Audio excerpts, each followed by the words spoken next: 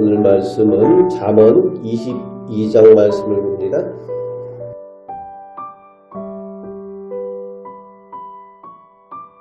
오늘 말씀은 우선순위가 있다는 것에 대해서 우리에게 말씀하여 주십니다. 최우선으로 무엇을 선택할 것인가? 1절 말씀에 보면은 진정한 지혜로운 사람과 복된 사람은 당연히 눈에 보이는 재물, 은과 금이 아니라 명예, 어떤 명예일까요? 하나님의 자녀라는 명예, 하나님의 백성이라는 명예가 가장 큰 명예라는 거죠. 그 명예를 선택하고 은총, 하나님의 은총을 택하는 사람이라고 말씀하여 주고 있습니다. 최우선 순위에 대해서 1절 시작부터 강조하여서 말씀하여 주고 있습니다.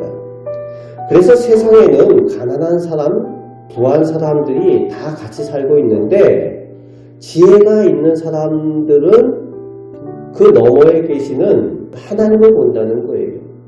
그 모든 것을 지으신, 부자들의 재물도 지으신 창조주 하나님을 본다는 겁니다.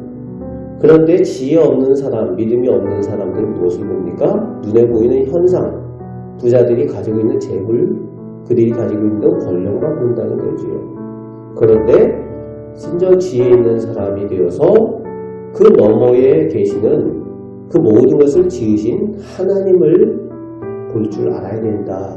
그래서 하나님의 은총과 하나님의 자녀가 되는 명예를 선택하라는 것을 말씀하여 주고 있습니다. 이제 하나님을 선택한 이 선택으로 인해서 슬기롭고 지혜롭고 겸손한 사람이 되어 복을 누리게 되느냐, 아니면 눈에 보이는 것들을 의지해서 교만하여지고 거짓되고 악한 사람이 되어서 망하게 되느냐가 결정이 된다라고 끝절까지 계속해서 그것을 비교해서 말씀하여 주고 있습니다. 하나님을 선택하느냐 그렇지 않느냐로 그게 결정이 된다는 거예요.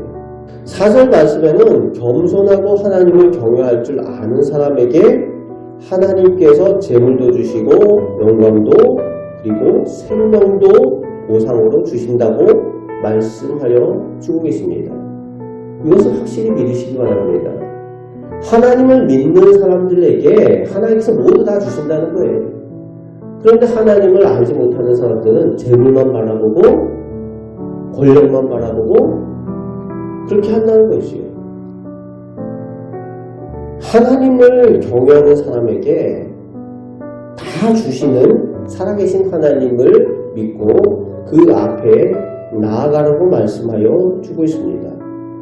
그런데 하나님을 두려워할 줄 모르는 사람들은 멸망할 길, 죽음의 길인 줄 모르고 그저 나아가는 사람들이다 라고 어리석은 사람이라고 표현을 하고 있습니다. 그런데 이제 6절, 15절에 갑자기 아이에 대한 이야기가 나오죠. 자녀에 대한 이야기가 나옵니다. 자녀를 사랑하면은 자녀가 마땅히 행할 길을 가르치라고 말씀합니다. 마땅이란 말이 뭡니까? 여기서 집중해야 될 내용이 마땅이죠.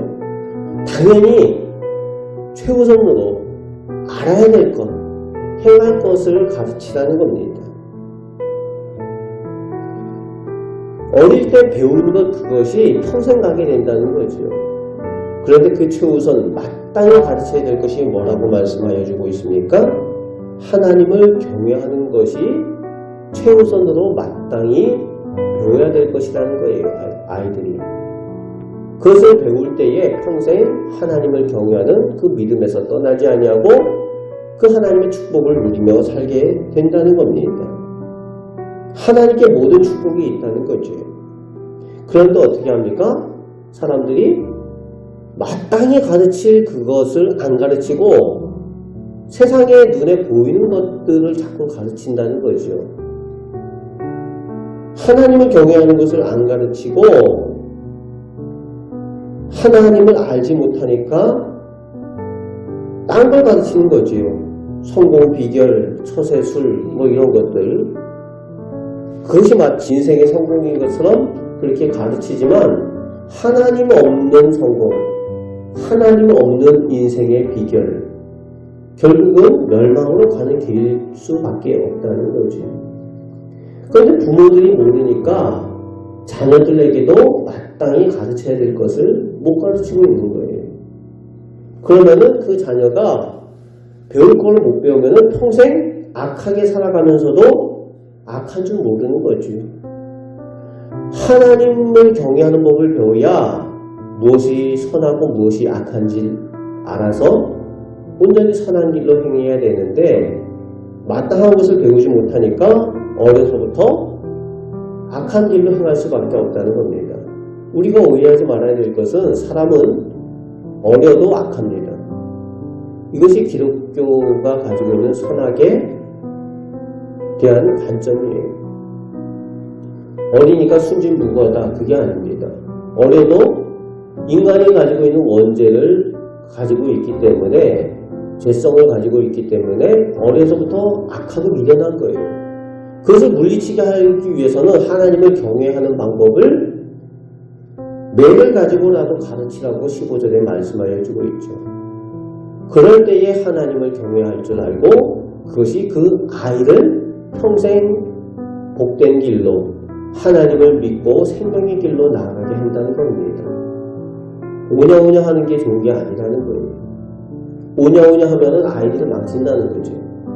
오히려 하나님을 제대로 경외할 줄 아는 것을 엄하게 가르치라고 자녀교육, 가정교육에 대한 내용을 말씀하여 주고 있습니다.